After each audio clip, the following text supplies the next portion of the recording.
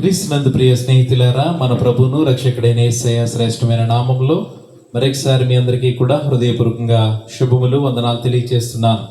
ప్రభు యొక్క మహాకృపను బట్టి మరొకసారి ఫాస్ట్ ఫుడ్ ఫర్ సోల్ అనేటువంటి ఆధ్యాత్మిక కార్యక్రమం ద్వారా మీ ముందుకు రావడానికి, దేవుని యొక్క వాక్యమును పంచుకోవడానికి ప్రభువు చూపినటువంటి కృపకై నేను వందనములు చెల్లిస్తున్నాను. ఈరోజు ఎవరు గొప్ప, హూ ఈజ్ గ్రేట్ అనేటువంటి అంశమును మనము కొద్ది నిమిషాలు ఎప్పటిలానే మనము ధ్యానం చేసుకుందాం. ఎవరు గొప్ప, ఇది నేడు ప్రతి పరిస్థితులలో, ప్రతి ఒక్క స్థలములలో మనము చూస్తున్నదే ఎవరు గొప్ప అనేటువంటి వివాదం.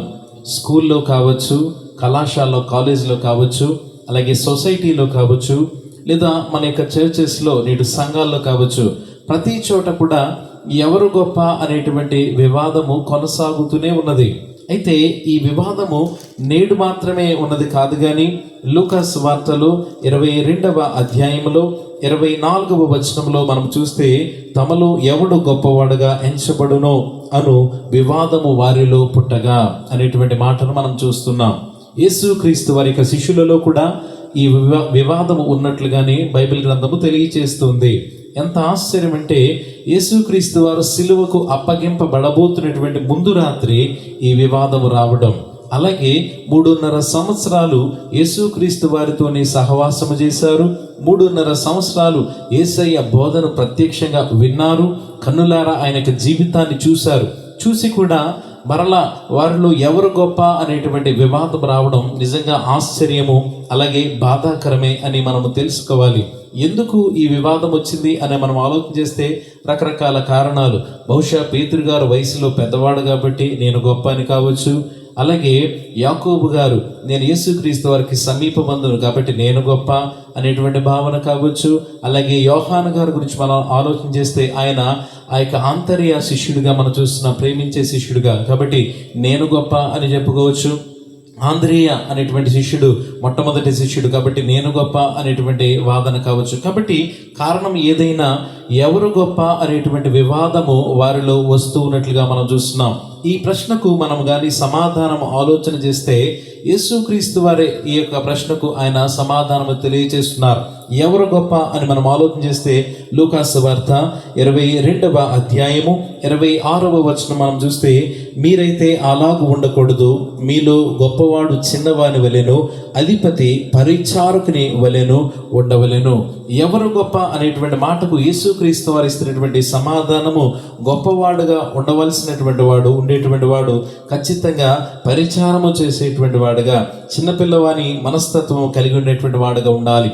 అలాగే మత్తయి సువార్త 23వ అధ్యాయము 11వ వచనంలో కూడా మనం చూస్తే, మీలో అందరికంటే గొప్పవాడు మీకు పరిచారకుడై ఉండవలెను. కాబట్టి దేవుని యొక్క దృష్టిలో మనము గొప్పవాడుగా ఉండాలంటే పని చేసేటువంటి వారం ఉండాలి, పరిచారము చేసేటువంటి వాళ్ళముగా మనం ఉండాలి. మత్తయి సువార్త 18వ అధ్యాయము 4వ వచనంలో ఇంకొక చక్కని మాట, ఈ బిడ్డ వలె తను తాను తగ్గించుకుని వాడెవడో వాడే పరలోక రాజ్యంలో గొప్పవాడు అనేటువంటి సత్యాన్ని కూడా మనం చూస్తున్నాం. కాబట్టి లోక ధర్మం ప్రకారం ఆలోచన చేస్తే గొప్పవాడు పని చేసేటువంటి వాడు కాదు, సింహాసనం మీద కూర్చుండేటువంటి వాడు గొప్పవాడు, రూలర్ లేదంటే న్యాయమును పాలించేటువంటి వాడు గొప్పవాడు. ఇది లోక ధర్మం. కానీ క్రైస్తవ ధర్మ ప్రకారం ఆలోచన చేస్తే, క్రైస్తవ నీతిలో మనం ఆలోచన చేస్తే పరిచారం చేసేవాడే, పని చేసేటువంటి వాడే గొప్పవాడు.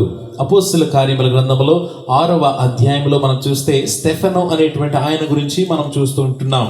ఈయన పరిశుద్ధాత్మతోనూ నిండుకున్నటువంటి వాడు, దేవుని యొక్క కృపతో నిండుకున్నటువంటి వాడు. అనేకమైనటువంటి సూచక్రియలు, మహత్కార్యములు ఆయన ద్వారా జరిగించబడుతున్నాయి.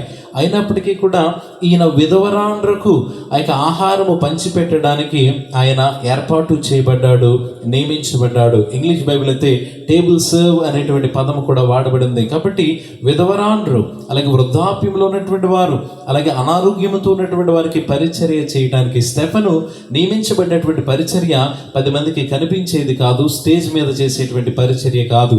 కాబట్టి ఆ పరిచర్య కొరకు నియమించబడినటువంటి స్టెఫెను ఎంతో ఇష్టపూర్వకంగా దానిని జరిగించాడు. కాబట్టి ఆలోచన చేయండి, ఎవరు గొప్ప అని మనం ఆలోచన చేస్తే పరిచారము చేసేటువంటి వాడే గొప్ప.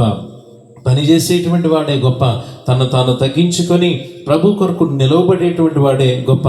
కాబట్టి ప్రభు దృష్టికి గొప్పవాడుగా ఎంచబడదాం, దేవుని యొక్క దృష్టిలో గొప్పవాడుగా నిలబడదాం. దేవుడు మనలందరినీ కూడా దీవించును గాక. ఆమేన్.